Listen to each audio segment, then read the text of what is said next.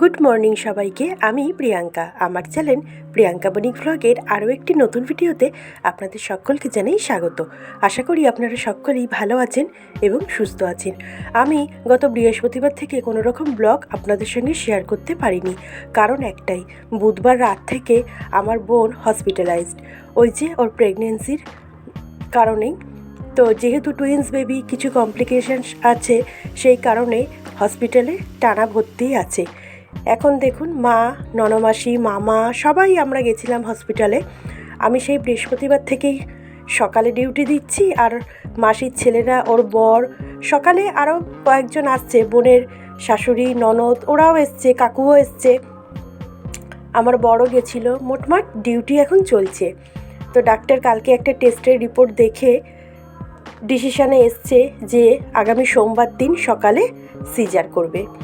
আসলে ডাক্তার বলছিল সিজার করলেও রিস্ক আছে, নর্মালেও রিস্ক আছে, শুধু রিস্ক না, হাই রিস্ক কমপ্লিকেশানস।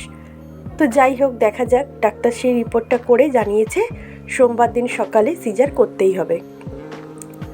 তো আমি কদিন ধরে টানা সকালে ঘরে নেই, সকাল 8টার মধ্যে হসপিটালে পৌঁছাচ্ছি, আবার বাড়ি আসতে আসতে রাত 8টা, সাড়ে 8টা।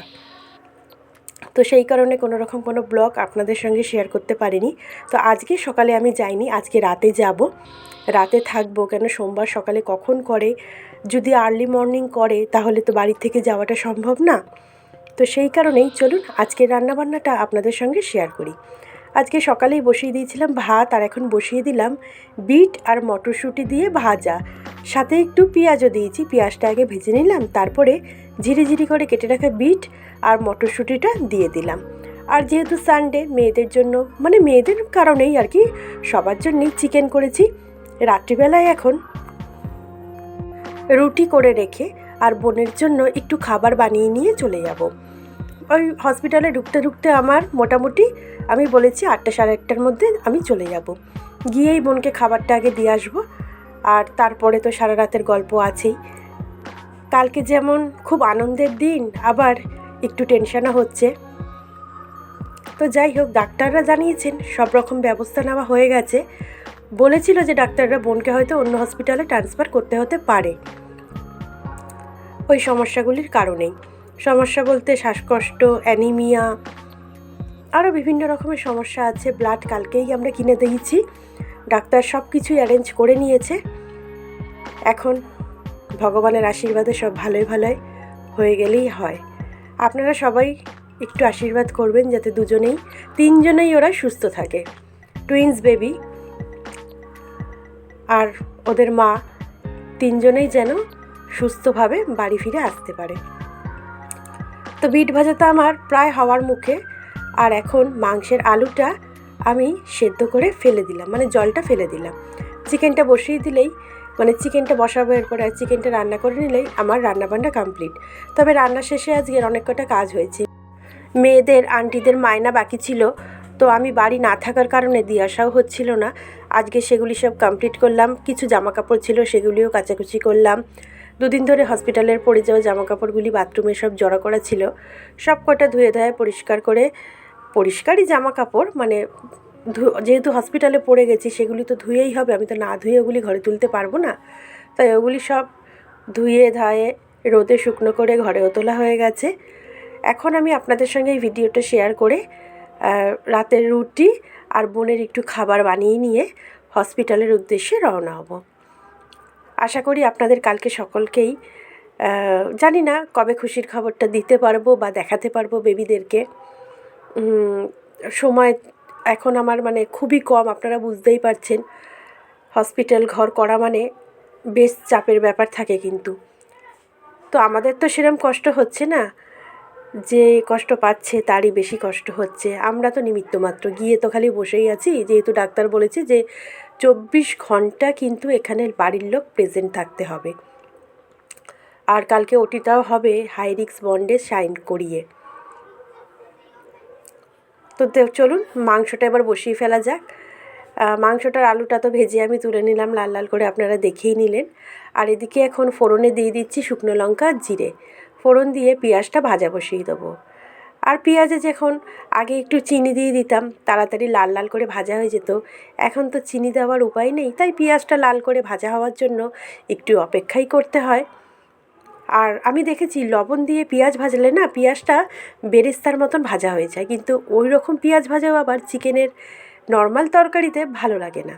তো তাই খানিকক্ষণ ওয়েট করে গিয়ে তারপরে একে একে টমেটো, আদা, রসুন, কাঁচা লঙ্কা বাটাটা দিলাম। তারপরে চিকেনটা ম্যারিনেট করে রেখেছিলাম আদা রসুন বাটা, সর্ষের তেল, পরিমাণ মতন লবণ, হলুদ, অল্প পরিমাণ লঙ্কার গুঁড়ো দিয়ে।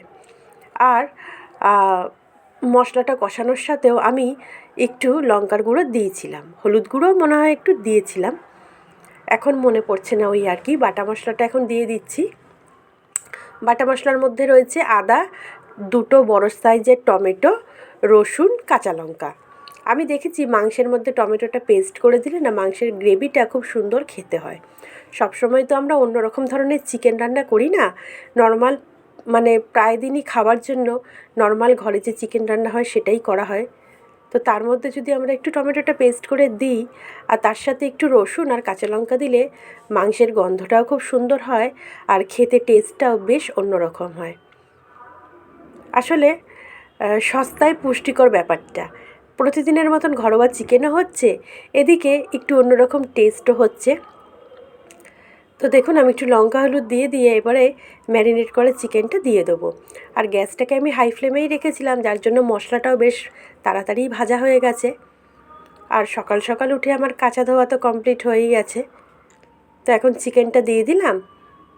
চিকেনটা দিয়ে এবারে একটু মশলার সাথে মিশিয়ে ঢাকনা চাপা দিয়ে দেবো।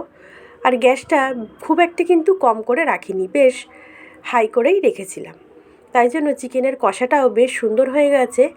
আর গায়ের থেকে মশলা তেল একদম বেরিয়ে গিয়ে বেশ সুন্দর কষানোটা কিন্তু হয়েছিল। মোটমাট আমি অনেক চিকেন রান্না করি, আজকের চিকেন কষানোর কালারটা, কষানোর যে কোয়ান্টিটিটা, থিকনেসটা মশলার আমার বেশ পছন্দ হয়েছিল।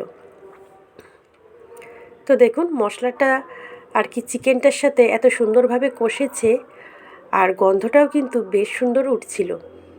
তো যাই হোক বেশ ভালো করে কষানো হয়ে যাচ্ছে, তারপরে আমি জলটা অ্যাড করব। আগে ভেজে রাখা আলুটা দিয়ে দিলাম। আলুটা দিয়ে একটু চিকেনটার সাথে মিশিয়ে নিয়ে তারপরে বাটিতে রাখা জলটাও অ্যাড করে দেবো। আসলে মাংস রান্না কেন, যে কোনো রান্নাই দেখবেন আপনি যতক্ষণ ধরে কষাবেন রান্নাটা কিন্তু ততই সুস্বাদু আর খুব টেস্টি হবে। দেখছেন আজকের রঙটা চিকেনের, অন্য অন্য দিন কিন্তু এত সুন্দর কালার হয় না। তো যাই হোক আমি একটু গরম জল করে নিলাম বাটিটা করে ইন্ডাকশানে, গরম জলটাই দিয়ে দেবো মাংসের মধ্যে, তাহলে মাংসটা তাড়াতাড়ি হয়েও যাবে। আজকের রবিবার আর প্রতিদিন যাতায়াতে শরীরটাও তো দেখতে হবে, অনেক কিছু খেলে তো হবে না, চাপের ব্যাপার হয়ে যাবে। ঠিকঠাক যেহেতু বিশ্রাম হচ্ছে না, সেই কারণেই ভাবলাম আর বেশি কিছু রান্না করে লাভ নেই। আজকে যেহেতু রবিবার, মেয়েদের জন্য বা মেয়েরা তো মাংস খাবার জন্য বায়না করবেই, তাই চিকেন, বিট ভাজা আর ভাতই করেছি। আর রাত্রিবেলা হালকা করে রুটি, আর হালকা করে বলতে কি আমি রুটিটা একটু বেশ বড় বড়ই করি, আজকের একটু মানে রুটি করার যে লেচিটা কাটি সেটা একটু ছোট করব, তাই জন্যই বললাম হালকা করে। রুটি আর চিকেনটা তো থাকবেই, গরম করে রেখে দিয়ে আমি চলে যাব। তো এখন আমি কিছুক্ষণ পর ঢাকনাটা খুলে দেখলাম চিকেনটা হয়ে গেছে, আর তার মধ্যে আমি গরম মশলাটা দিয়ে দিচ্ছি।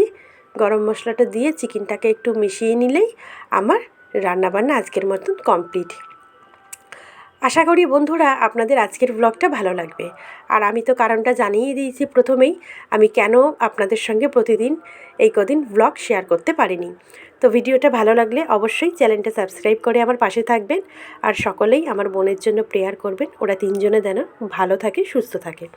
তো চলুন আজকের মতন এখানেই রাখলাম। ভালো লাগলে সাবস্ক্রাইব করে পাশে থাকবেন, আর বেশি বেশি করে লাইক, শেয়ার, কমেন্ট করতে হবে।